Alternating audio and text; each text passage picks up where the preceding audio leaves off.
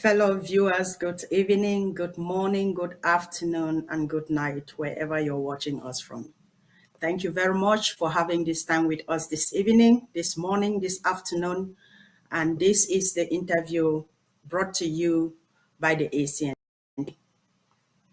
Fellow Amberlanders, how many more lives must be lost? How many more lives must be lost before the world decides that Ambazonians' lives also matter? For over 7 years, the people of Ambazonia, formerly the Southern Cameroons, British Southern Cameroons, have endured what can only be described as a slow-burning genocide. This is what the people of Ambazonia have endured over the years.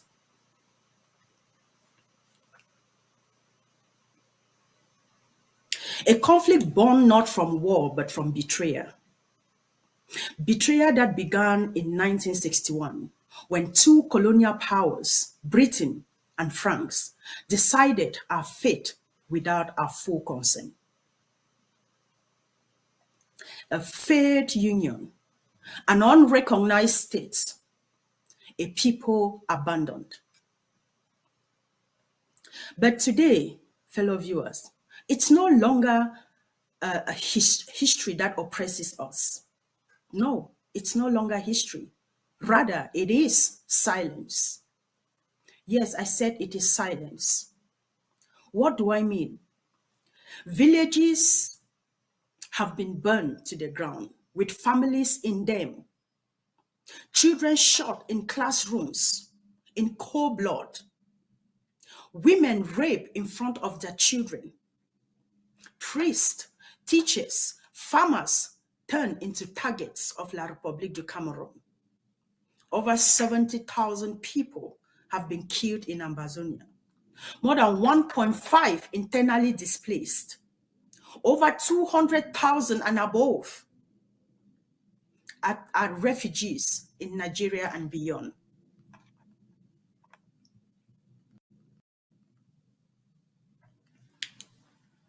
Dear viewers, these are not just numbers I'm talking about. We are talking about people, women and children, and yet the war remains unmoved. How do we describe this, if not a silent genocide? The question we are asking today is, where is the United Nations? When schools are raised with students still in them, where is the United Nations? Where is the African Union? When Cameroon bombs entire villages with women and children still in these villages, grappling with their lives, struggling to survive, where are the sanctions that we hear about every day? The resolutions, the summits, like we see in the case of Ukraine, like we see in the case of Israel, like we see in the case of Sudan and many others that we can't continue to name. Where are these sanctions? Where are the summits? Where are the actions taken? Why does Ambazonia not receive the same urgency and attention like others do, despite the multiple reports from reputable human rights organizations like the Human Rights Watch, Amnesty International, Norwegian Refugee Council? We even had independent researchers report about the killings in Ambazonia and the atrocities committed by Cameroon and its brute military in Ambazonia. The Oxford report that revealed in depth of what is happening in Ambazonia. Where is the UN? Where is the United Nations? Where are all the bodies that we hear every day that promote human rights and human rights protection? Dr. Cho Lucas Ayaba, a voice for Ambazonians' right to exist, is being held in Norway. And guess what? Norway is the country that prides itself in human rights, always having the Nobel Prize for human rights. And yet today, Norway is an accomplice in silencing dissents, in silencing human rights defenders, silencing justice defenders. Why the regime of Cameroon tightened its grip, and Paul Biya, at the age of 91, ladies and gentlemen, plans yet another sham of election, still refusing to acknowledge the crisis in Ambazonia, even when he feels the pain within its economy. Meanwhile, France, the puppet that master behind Biya's decades-long dictatorship in Africa, and we all know he's becoming the longest-serving president in Africa, continues to provide diplomatic cover for Cameroon, continue to shield the case of Ambazonia being brought up at the very top, at the level of the UN Security Council, because it enjoyed the privilege of the Big Five. An international cooperation, and yet continue to siphon Ambazonians' resources, leaving our people in destitute. And now, suddenly, the international community wants to talk. Suddenly, calls are being made for unity meetings, for dialogues, and so on. But where were you when mothers buried their sons, dug graves by themselves, which is considered a taboo, an abomination in Ambazonia for women to dig graves and bury their own children? Where were you when entire villages vanished in smokes? We called on the war, not for pity, but for justice, for recognition, for accountability. This is not a tribal war. This is not an internal affair, as some people call it. No, it is not an internal affair, because Ambazonia and Cameroon are two separate countries. So you cannot term the Ambazonian conflict an internal affair. This is a people fighting for their right to exist, their right to self-determination. Ambazonians will not disappear. And if the war continues to look away, history will judge not just the perpetrators of what is happening to our mothers, our women, our fathers, our youths, but those who remain silent. And I trust that to those that are listening, you will make a decision today not to be those that remain silent in the face of adversity. So, ladies and gentlemen, it's been 8 years since the brutal killing of our people and the continuous killing of our people. There's been reports of the worst forms of human rights violations in Ambazonia. But the thing is, the gravity of it has not yet been spoken. People do not know how grievous and gruesome the human rights situation in Ambazonia is. Today, I decided to bring with me the Secretary for Human Rights for the Ambazonian Governing Council, an expert in this field, who over the years has documented the severe violations, human rights violations, the gruesome killing, the atrocities, the systematic torture, the rape, the enforced disappearances that continue to happen within our communities, perpetrated by Cameroon. He has documented this vividly, and today he's here to expose to the world the gravity of the war in Ambazonia and the human rights situation in Ambazonia. So with me in the studio, I have the honor to bring to you Mr. Akonson Raymond, who is the head of the Human Rights and Humanitarian Affairs of the Ambazonian Governing Council. Mr. Raymond, thank you very much for joining me today. Thank you so much, PS. That was a very heartwarming monologue you had there a few short minutes ago. It is my pleasure to be here to expose, people know already, but to reiterate to the Ambazonian people and the world community, the kind of mayhem, massacre, genocide that Cameroon currently perpetrates in Ambazonia. So again, thanks for having me. Thank you very much and welcome once again. So I will just go straight because on us to waste much time on this. We want the world to hear us, and we want them to hear us and hear us fast. So, Mr. Conson, before we dive into the gravity of what we are facing, right? I want us to begin on a personal note. When you reflect on the 8 years of this conflict, what moment has haunted you the most and why? I think that's a very difficult question. I would say every moment has really haunted me. You get up maybe at midnight or you shake on your bed at 4 a.m. and then you're getting messages from ground zero, like the incident that just happened in northern Amazonia, in Bamenda, where we are still, my department is still investigating this. And for the record, the Department for Human Rights and Humanitarian Services of the Amazonia Governing Council, we have staff that works 24 on 7. We have a department that is manned by, Amazonians. They work 24 on 7. They research war crimes that Cameroon is committing in Amazonia, and they report that. And we have a website, www.agofc.org, where on a real-time basis, we upload those atrocities. Yeah, so to your question, I think every moment we cannot just state about Gabo or situations where they kill more than 10 in cold blood, but every bit of situation bothers me. If you think of, women living in the forest without sanitary pads, if you think of Martha, a 5-year-old or 3-year-old baby in I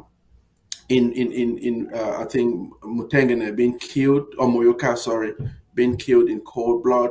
If you think of baby Diale in Boya, who was going to school, shot in the head, all of those moments, no specific one, every bit of them, haunts me.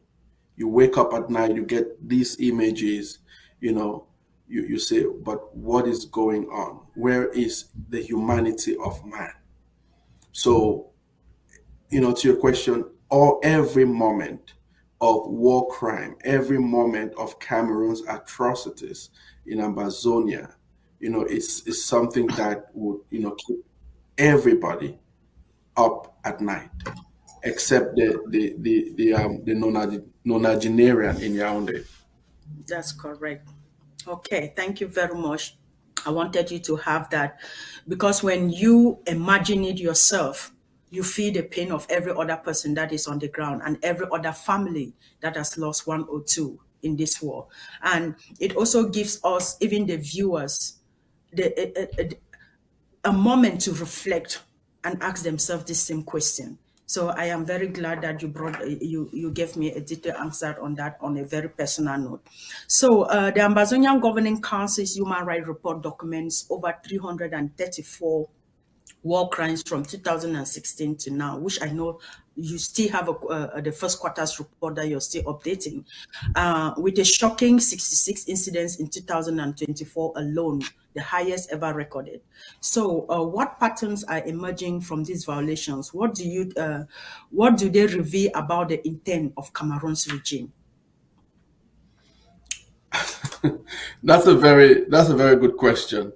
You said it, and I was about to comment on this post the monologue you gave. Right. The intent is very obvious, very big capital underlined genocide. So genocide is currently going on in Amazonia. This is not our words, but these are the words of Genocide Watch. It is an international not-for-profit organization that is led by Dr. Gregory Stanton. He warned about the Rwanda genocide. before the world even called it so. And now he is warning about what is going on in Ambazonia. So it's not my opinion. It's not your opinion. It's not just the Right. opinion of the Ambazonia Governing Council, right? It is the opinion of independent, organizations like Genocide Watch who have started calling this thing out. So yeah, to Right. your question, this is genocide, pure and simple. Anybody who is affiliated to the country called Ambazonia, you mean nothing in the eyes of Cameroon. Cameroon just wants to wipe you off. And there is also ethnic cleansing that is going on. They want to wipe out every Ambazonian male. Remember, shamelessly, the nonagenarian of Etudi in Paris echoed that their ambition, their strategy was to assimilate Ambazonia. Many people Right. take the word assimilation very lightly. Right. Assimilation means I am going to eradicate your culture. I am going to eradicate what you represent as a people and then force you to become my culture, force you to Right. become an embodiment of what I believe in. That's the meaning of assimilation. They wanted to wipe Exactly. out completely Erasing your the identity. Ambazonian way of life, right? Right. So Right. that is their president telling the world, yet nobody is doing anything about it. So it is genocide, it is ethnic cleansing, pure and simple. That's true. And that video of him trying with Mo Ibrahim trying to say, "Oh, we really wanted to assimilate them, but it's been very difficult for us to do it." And the truth is that they will never succeed to do it because we are a people with our own identity and with our own uniqueness. So thank you very much for bringing that up, HHS. And again, according to and if the studio can bring me the pie chart that I sent in for this particular statistics on this on what has been happening back home, I would love that. If you can pull out the pie chart for 2024 up to 20 from 2026 up to 2024, that will be really helpful. While we continue, Mr. Raymond, according to the records of the HHS department, the Human Rights Department, September and October alone account for over 20% of the recorded crimes in Ambazonia. What is the significance of these peak periods? Are these attacks coordinated to avoid international media circle or diplomatic security? I don't understand why these two Yeah, particular months. that's a very interesting question, and I'm happy that you have those statistics from our department. If you look at things very well, not only September and October, you also Yeah, have those crimes are at their peak around May as well. right, We did not see most of it in this past February, but February, May, September, and October, based on our statistics. Remember, we, document these war crimes on a near real-time basis. So as we speak, you have people of my department. They are, scanning through and seeing all of these crimes, and they're documenting. So, like you said, September, October, and I've added May and February. What happens now? These are very significant periods in the lives of Ambazonians in terms of specific historic events that take place. For example, in September, we see that early September, usually the first week or the second week of September, La Republique school curriculum starts for that year. The school year begins. And we in Amazonia, we say, we are not part of La République du Cameroon, and therefore we do not subject ourselves to Cameroon's, educational curriculum. And the fighters on the ground and Ambazonians on the ground, they prefer to sit home. They say, they are saying that we do not recognize you, we do not recognize your educational program in Amazonia. So we have our own schedule that is not in sync with your schedule. And Right. so fighters go out there and try to ensure that the La Republique educational curriculum is not implemented in Amazonia, and Cameroon want to fight back. They want to fight back as much as they can, and then you see situations where they go into neighborhoods, pull out kids, and try to force them to school, and cause these kids to be some kind of a human shield for them. And because they do this in September, we see that escalation in those war crimes. October, when Amazonians are saying that, what, this is when we have our independence, right? And so people go out to jubilate for their independence. Our fighters do parades and all that. So because of that, you have situations where Cameroon, with all the failure, try to suppress that. And Right. so there's usually a standoff between Amazonian forces and Cameroon occupation forces. And who is the victim? Most of the times, when Cameroon forces are given a bloody nose, when they are given an uppercut on the Right. battlefield, what do? They pour that frustration and anger on the civilian population, Right. and that is another reason why we see that pike in the month of October. And then of Right. course February, our people resist them against 11th of February celebrations, so-called fake Youth Day, and then Yeah. 20th of May as well. So these are months where we get a significant a spike in war crimes of Cameroon in Amazonia. Oh, perfect. Thank you very much for that detailed explanation. At least anybody that sees the chat will also have a better understanding with you giving that detailed explanation. And I was just about to ask a question which you've indirectly answered in this